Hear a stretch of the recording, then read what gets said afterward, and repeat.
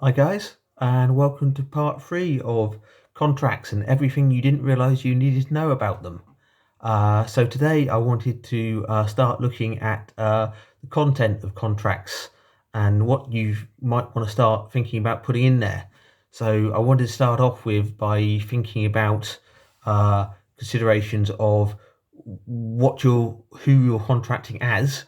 Are you a trader or are you a consumer? And whether you're contracting with someone who is a trader or a consumer.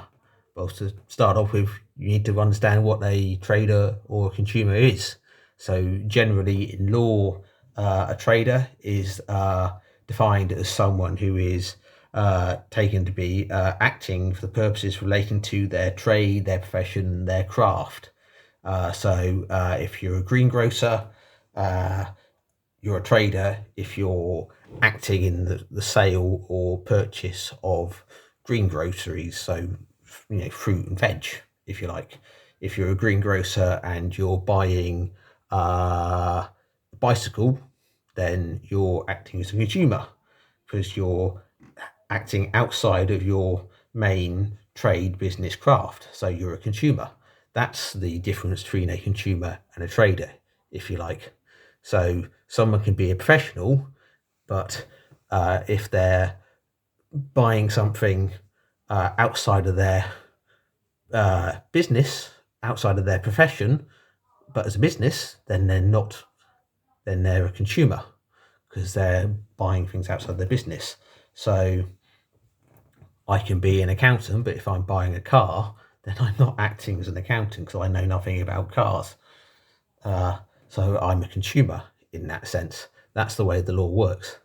And the reason this is an important consideration when you're thinking about your contracts is because in England and Wales, anyway, you have something called the Consumer Rights Act 2015, which brought together lots of previous loose bits of legislation all together in one place, which gives lots of consumer protection, which can override your terms and conditions in a contract where necessary to give protection to consumers from things in contracts if necessary. And we don't need to go into those in detail today. I will be doing a separate video on the Consumer Rights Act and the implications it has for consumers and for traders and for businesses. So watch this space for that video. It'll be really useful as well. But for now, you just need to be aware that's out there and something to bear in mind.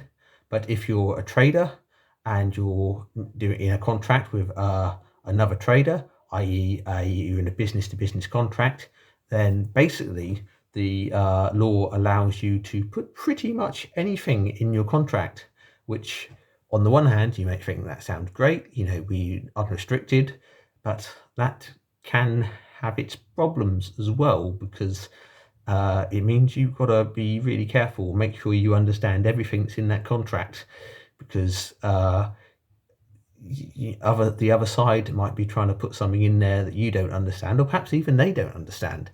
You don't want to be in a position that I've seen once with a former client who was a surveyor, and they were instructed by a mortgage lending company to carry out a survey, and the contract said you will carry out a survey of X property. So they went along and they met the owner of the property who was trying to get a mortgage from this lending company, and the person showed them around the property, and they carried out their survey of this property they were showed around, and then they reported to the lending company. The lending company lent the money to this person. That person then defaulted. The lending company then tried to secure the property and sell the property, and it turned out there were all sorts of problems with the property, and they sold it at a massive loss.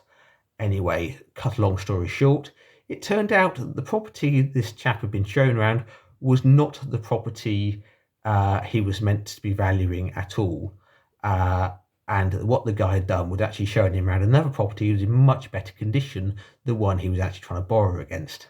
So actually, the property he carried the survey out was not the property that in the contract he said he was to carry out the survey of. So technically, he didn't carry out a survey of the property in the contract he said he would carry out a survey of. Therefore, he was in breach of his obligations under the contract, and the lenders were entitled to sue him for breach of contract, and he had to pay out.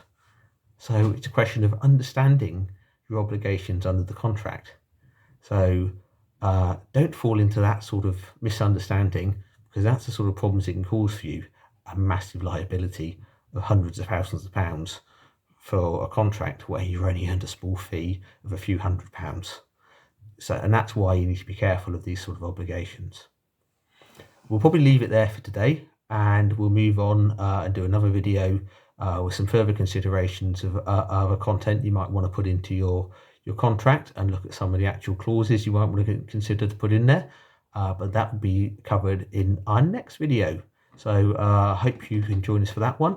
If you have any queries or questions in the meantime, or you want to contact us about looking at a contract for you, do please get in contact. And remember, any initial consultation or anything like that is, of course, free of charge. So we hope to be able to help.